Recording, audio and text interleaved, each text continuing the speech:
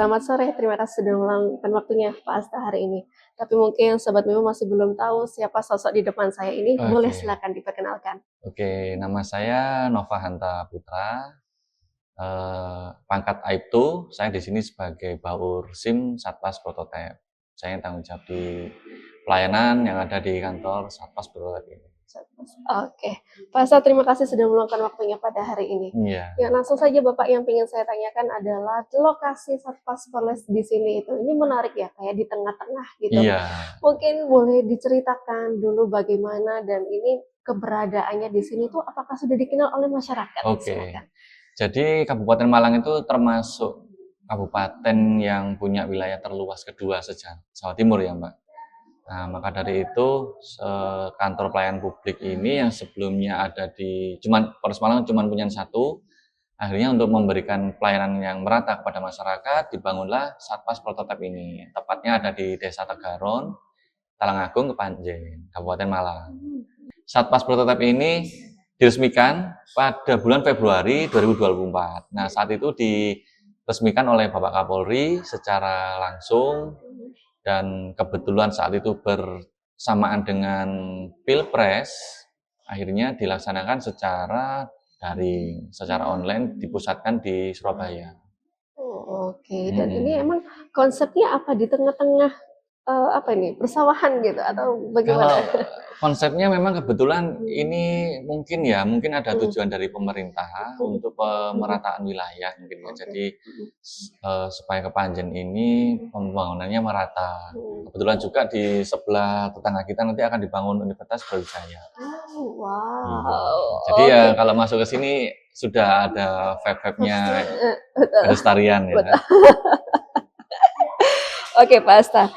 Mungkin lanjut adalah apakah di sini tuh ada sebuah inovasi Pak Asta? Karena saya juga kalau misalnya tes SIM dulu itu tidak seperti ini. Ini tuh sudah modern banget gitu ya. Iya. Nah, bisa dijelaskan Pak Yang Asta? membedakan Satpas Prototype dengan Satpas yang bukan prototype Betul. itu adalah dari bangunan. Dari segi bangunan kita sudah mulai bentuknya sudah seperti tidak kantor polisi atau kantor pemerintahan yang pada umumnya. Jadi lebih dibuat sedemikian rupa supaya lebih dekat lah dengan masyarakat ini. Seperti kadang banyak pemohon yang merasakan seperti kayak di stasiun kereta, kayak di bandara gitu. Nah, di dalamnya yang membedakan adalah dari layanan-layanan kita, di mana kita dari awal itu punya sistem antrian, Vivo itu, di mana ketika kita masuk ke Satpas ini, itu kita sudah mulai untuk scan wajah. Scan wajah, di mana scan wajah ini nanti akan mendeteksi, nanti akan keluar barcode. Barcode ini sebagai akses untuk kita masuk ke loket-loket pelayanan. Misalkan kita dari lobby kita sudah scan barcode, muncul barcode itu untuk akses ke ruang teori, ruang registrasi, ruang pendaftaran. Nah, orang yang nggak punya barcode ini nggak bisa masuk. Nah, itu tujuannya salah satunya untuk mengurangi teknik praktek calo, joki. Itu kemudian untuk yang teknologi yang lainnya seperti dari ujian teori kita punya layar touchscreen. Kemudian nanti kita lihat di bagian ujian prakteknya juga kita sudah menggunakan teknologi sensor, jadi nggak pelibatan petugas saat manual itu sudah nggak ada. Jadi kayak ada orang mau, Pak saya tadi nggak merasa nyentuh atau apa gitu loh. Kan biasanya kalau manual kan seakan-akan kita nggak nyentuh tapi dinilai nyentuh. Nah, kalau dengan teknologi yang ada dengan sensor, pemohon bisa menyaksikan sendiri, oh iya tadi saya memang waktu nyentuh berbunyi ini patoknya. Oke, luar biasa Pak Asta. Dan juga pemohon yang membuat SIM ini juga dimudahkan ya Pak Asta dari segi registrasinya segala macam sampai di akhir gitu. Ya, kemudahan-kemudahan itu alhamdulillah kami dari petugas sendiri juga sudah kami adakan pelatihan public speaking, bagaimana pelayanan publik yang bagus, kemudian bagaimana treatment ketika ada antrian, ketika ada trouble, kompensasi. Biasanya kan karena kita server online kadang ada kendala di server pusat, di wilayah juga kena imbasnya. Nah, kita memperbaikan nggak bisa, jadi bagaimana kita komunikasi ke publik, kita sampaikan dengan baik, kemudian kita kasih komplimen. Kadang kemarin Kalau ada anak kecil-kecil, kami berikan permen. Terus kalau ada bapak-bapak yang ini kita siapkan kopi, susu untuk ibu-ibu. Jadi mereka bisa membuat sendiri. Itu untuk di bidang pelayanannya. Kalau yang untuk teknologinya, dari alat-alat yang kita miliki, untuk registrasi kita ada 2 PC, 2 unit PC. Kemudian untuk identifikasi di mana tadi Mbak nyaksikan sendiri ada foto diri, sidik jari, sama tanda tangan. Kemudian setelah itu kita geser ke ruang teori. Di ruang teori ada 20 PC yang sudah siap melayani untuk para pemohon yang untuk ujian baru. Oke. Berarti memang sudah apa Pak ya? Sudah disetting sedemikian rupa biar memudahkan masyarakat ya? Iya. Betul. Oke. Nah, untuk di sini itu dari tadi sudah dijelaskan pelayanan, apakah bisa dijelaskan lagi Pak Asta? Pelayanan yang sangat ditonjolkan ini bagaimana? Apakah sudah transparansi segala macam gitu? Monggo. Oke, transparansi yang kita sajikan kepada masyarakat yang pertama itu tentang ini Mbak, biaya ya yang paling sensitif ya. Untuk biaya itu kita sudah paparkan di banner besar di halaman Satpas masuk itu pemohon sudah tahu, oh ini jumlah biaya untuk baru berapa, perpanjangan berapa, SIM A ini berapa gitu. Kemudian masalah ujian, transparansi kita bagaimana bentuknya ujian. Yang pertama ujian teori.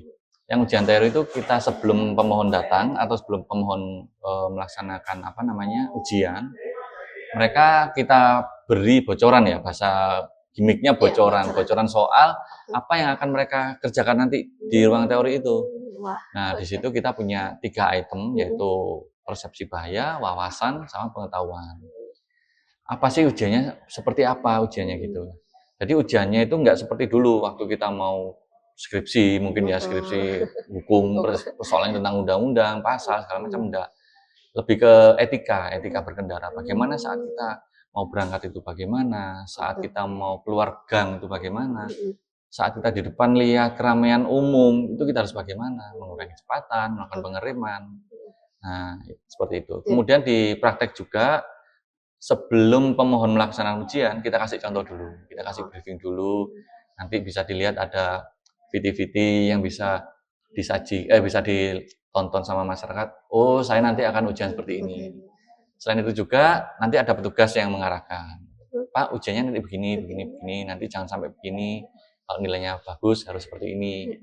Oke, jadi berarti dari teorinya, dari prakteknya itu memang masyarakat itu dilihatkan secara nyatanya, realnya gitu Ya, Pak ya latihannya. jadi nggak di tebak-tebakan gitu.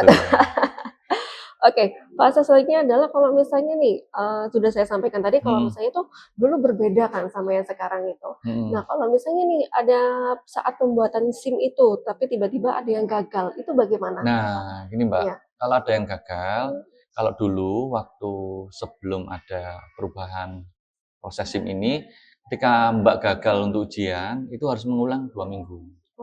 Kalau sekarang enggak, saat ini gagal untuk misalkan teori, gagal teori saat ini, besok bisa ngulang langsung. 1 kali 24 jam bisa mengulang langsung. Jadi bisa scan barcode yang kita siapkan, bisa belajar di rumah. Kemudian yang kedua untuk praktek. Untuk praktek ketika gagal, kan ada berapa fase. Kalau motor cuma 1 fase, cuma sirkuit itu aja. Kalau mobil ada 4 fase. Ketika 1, 2 fase, 3 ini lolos, keempat gagal, dia nggak perlu ngulang lagi. Dia hanya mengulang yang terakhir, yang dia gagal itu aja. Betul. Oke Pak. Jadi ini juga mempermudahkan masyarakat ya Pak ya? Ya, semoga upaya kita bisa memudahkan masyarakat gitu. Oke Pak, tapi sejauh ini ya, ini kan sudah tadi dijelaskan sudah modern, sudah berbagai inovasi yang untuk masyarakat. Tapi apakah ada masyarakat itu yang masih kesusahan Pak? Mungkin saat mengurusi masih kebingungan gitu. Silakan. Kalau kesusahan insya Allah sudah hampir enggak ada Mbak. Karena ketika anggota-anggota kami, petugas kami, ketika sesuai perintah Pak Kapolres, perintah Pak Kasat, tolong langsung handle ketika ada masyarakat yang merasakan kesulitan. Jadi rata-rata kesulitan tuh, misalkan di teori, mereka nggak bisa melihat komputer kayak, waduh ini saya harus bikin. Padahal sebenarnya itu hanya pencet-pencet aja gitu. Dan ketika ada kesulitan, petugas langsung menghampiri, kendalanya di mana, diarahkan. Jadi lebih gercep aja gitu sih Mbak. Iya. Kemudian kalau ujian teori itu hampir 90% Gen Z itu pasti lolos. Pasti lulus. Ya. Iya. Karena dikemas kayak game ya. Nanti kan Mbak Oke, udah lihat tadi iya ya, iya, betul kemasannya betul. kayak game. Oke, dan, pengunjungnya sampai detik ini tuh berapa banyak, Pak? Kalau Sampai iya, pengunjung naik turun setiap ya, hari? Oh, fluktuatif. oke. Itu kemarin sebelum ada Mhm. awal-awal minggu, awal-awal bulan itu sampai 100 sampai 150. Itu untuk mengurus SIM ya, Pak, ya? Iya, itu lumayan. Wah, lumayan. Iya, Oke oke. kalau ini mungkin habis karnaval ya, habis 17-an ini agak menurun. Oke, Barusan ini menurun. oke, Bang, ini hampir tertinggal dan ini kan sudah, berbagai inovasi segala Mhm, macam mhm. mempermudah. Apakah ada itu, Pak, pengelolaan media sosial gitu agar orang-orang aware tentang adanya prototipe di sini, di Depannya gitu? Nah, iya iya, Silakan. Mbak. Hmm. Awalnya di berdirinya Satpas Prototype Mhm. ini, kami membuat IG sendiri, Mhm. membuat IG baru untuk memperkenalkan Satpas Prototype ini. Mhm. Isinya itu ya macam-macam tentang mekanisme, tentang letak kita itu di mana, terus Mhm. kita ini melayani siapa Mhm. gitu ya. Alhamdulillah kemudian dapat respon dari teman-teman, Mediagram juga, "Pak, saya pingin spill di sana." "Oh, silakan." Jadi kita saling berinteraksi sama Interaksi. rekan-rekan. Setiap kita Oh, produce atau iya, setiap kita publish, bagus. besoknya pasti masyarakat itu akan bertambah. Oh, "Oh, ini berarti Bu tahu dari mana? Mas mhm. tahu dari mana?" "Saya tahu Mhm. dari konten, dari IG Mhm. Satpas," katanya Iya. gitu. Terus Oke. karena mereka Mhm. dengan adanya Satpas ini, kita nggak perlu jauh-jauh ke Singosari. Jadi Malang Selatan itu, bagian Malang Selatan Mhm. mayoritas banyak yang ke sini, Oke, gitu. siap siap siap. Jadi memang, sedemikian rupa memang untuk membantu masyarakat ya, Pak Astah, biar Ya, dipermudahkan gitu. ya insya Allah Baik, memudahkan. Pak Astah, yang terakhir adalah apa sih sebenarnya yang di prototipe ini yang sangat ditonjolkan gitu ya, dan mungkin juga bisa dijelaskan nih, motonya di sini itu seperti apa? Ini juga Oke, mengarah kepada para pegawai yang di sini iya ya, iya. Pak? Iya, silahkan. Yang kita tonjolkan di sini pelayanan, Mbak. Jadi Mhm. pelayanan bagaimana kita melayani masyarakat. Eh, ya apa ya, maksimal lah kamu tuh di sini ya tugasmu melayani. Jadi kebetulan mutu kita melayani sepenuh hati. Jadi dengan mutu itu membawa eh, semangat teman-teman untuk memberi pelayanan masyarakat. Mhm. Seperti yang lucu itu Pak Desalam itu. Jadi Pak Desalam itu seperti terbentuk karakternya. Pak Desalam itu khusus ibu-ibu. Jadi ketika ada ibu-ibu itu mendapat treatment khusus sama Pak D. Mhm. Pak D ini, jadi Pak D ketika lihat ibu-ibu, Mhm. Pak D itu langsung kasih treatment khusus dengan cara penyampaiannya, dengan Mhm. bagaimana mengajarinya beda dengan kalau Gen Z itu. Jadi Oke. Pak D sekarang fansnya Fans ibu-ibu ibu-ibu. sekarang. Iya. Waduh. Sampai kadang dia jogging ke Kanjuruhan gitu dipanggil Pak D salam, Pak D salam. Wah, udah terkenal nih, Pak, Iya. ya. Pak, ini hampir tertinggal lagi. Untuk dalam ketika masyarakat mau berkunjung ke sini, mekanismenya pembuatan SIM itu, sebentar atau lama nih sekarang? Durasinya berapa? Ya. Durasinya dari Mhm. awal mereka, oh ya saya sampaikan dulu syaratnya ya. Mhm. Syaratnya untuk pembuatan SIM itu surat keterangan psikologi sama surat keterangan kesehatan. Nah, dua syarat ini harus dipenuhi. Di mana mereka memenuhinya ya dari pelayanan yang menyediakan itu. Untuk psikologi dan kesehatan adalah yang ditunjuk dari Polres. Sudah ada di sini kebetulan dekat jadi satu dengan kantor. Kemudian syarat berikutnya KTP untuk yang baru, yang perpanjangan sama SIM. Nah, untuk WNA juga bisa dilampirkan apa itu namanya paspor sama kitas. Nah, Oke. mekanismenya ketika surat persyaratannya sudah dipenuhi, mereka bisa ke pendaftaran. Kemudian pendaftaran itu pengisian formulir. Kemudian kami cek dulu berkasnya sudah lengkap. Setelah lengkap, mereka akan diarahkan ke registrasi. Registrasi pengisian data yang mereka isikan itu data kita mengacu ke KTP. Jadi data SIM itu menginduk ke EKTP. KTP. Oh. Setelah syarat-syarat sudah dipenuhi, mereka akan ke ruang registrasi. Di ruang registrasi pendataan, kurang lebih pendataan itu kita scan KTP mungkin 1 menit, Mbak. 1 menit selesai, mereka akan bergeser ke ruang identifikasi di mana akan melakukan rekam wajah, foto, rekam sidik jari, sama rekam tanda tangan. Itu kurang lebih nggak memakan waktu 2 menit. Setelah itu mereka bergeser, ketika baru mereka harus ke ujian teori. Ujian teori diberi waktu 20 menit. Oke. Jadi setelah registrasi semua, dia akan ke ujian teori 20 menit, harus mengerjakan 60 soal. Oke. 60 soal, minimal nilai yang lulus dia harus 70 poin, berarti dia dinyatakan lulus. Cukup. Setelah itu dia akan bergeser ke ruang praktek. Di ruang praktek ini ketika SIM C itu durasi 1 menit. Jadi satu sirkuit itu bisa ditempuh 1 menit. Sebenarnya nggak ada batasan, cuman rata-rata para pemohon itu 1 menit. 1 menit. Oke. Kemudian setelah dinyatakan lulus, mereka akan bergeser ke ruang cetak. Di ruang cetak akan dicetak SIM-nya sudah jadi. Sebelum dicetak, mereka akan membayar di loket BRI yang telah disediakan. Ada list tarif-tarifnya yang di depan sudah kita sediakan. Di dalam sendiri juga sudah kita lampirkan. Sudah kita pajang juga di situ. Iya. Berarti cenderung cukup singkat dan mudah ya Pak ya, karena sudah ada pengarahan juga dari Iya.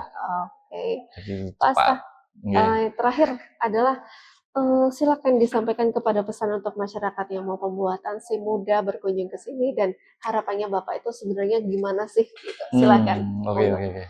Jadi pesan ya Mbak ke teman-teman, ke masyarakat semua, silakan mengurus surat izin mengemudi, di mana surat izin mengemudi itu kami tekankan kembali itu bukan sebuah identitas, bukan hanya sekedar identitas. Kami ulangi, surat izin mengemudi adalah bentuk kualitas atau bukti kualitas kita berkendara, kelayakan kita berkendara di jalan raya.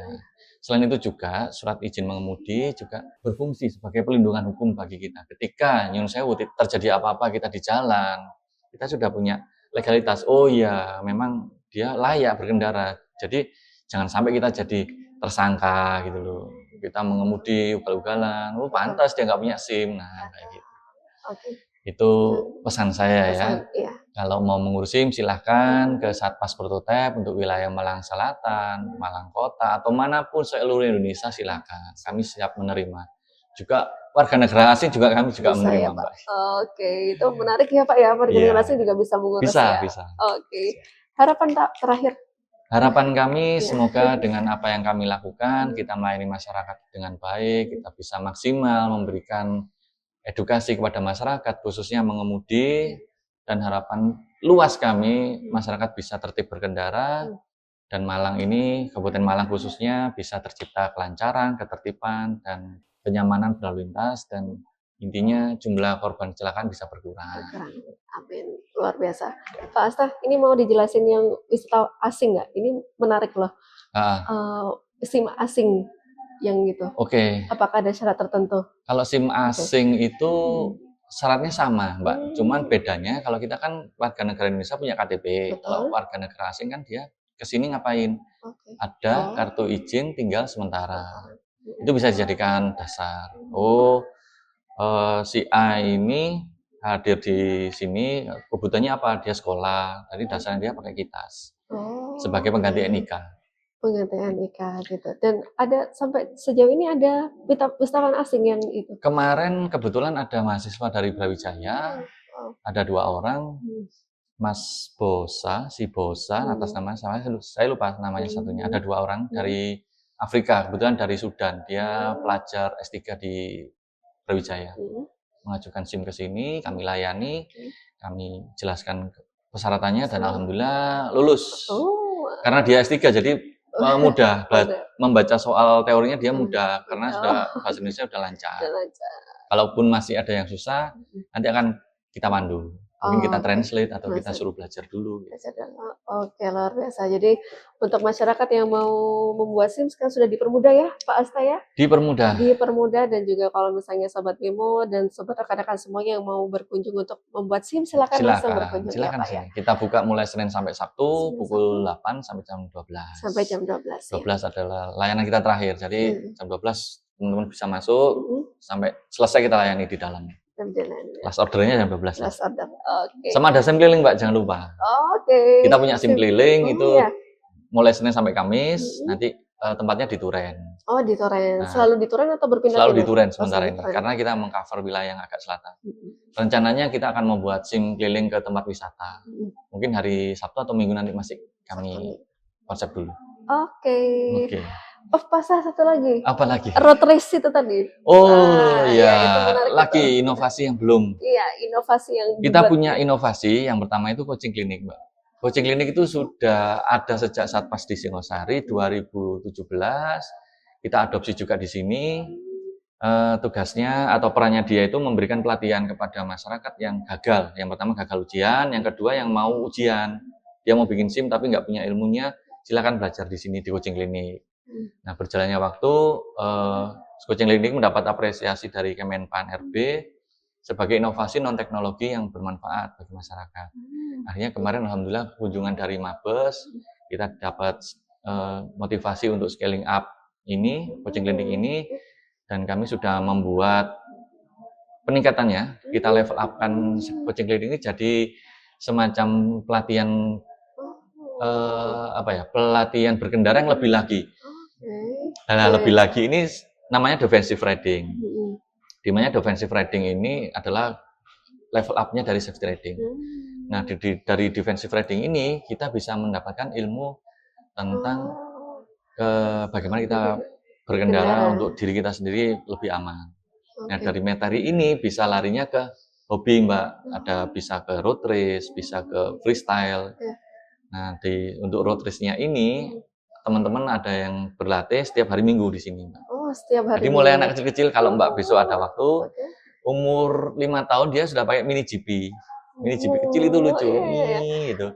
Sama yang agak besar lagi sudah agak pro ya, jadi ada atlet pon juga latihan di sini setiap minggu, Mbak. Wow, berarti emang difasilitasi ya, Pak ya? Iya. Luar biasa. Baik, Pak Asta, sepertinya sudah cukup ya, Pak Asta. Terima kasih kalau misalnya kita nanti kedepannya ada obrolan baru tentang prototipe di sini ya, Pak.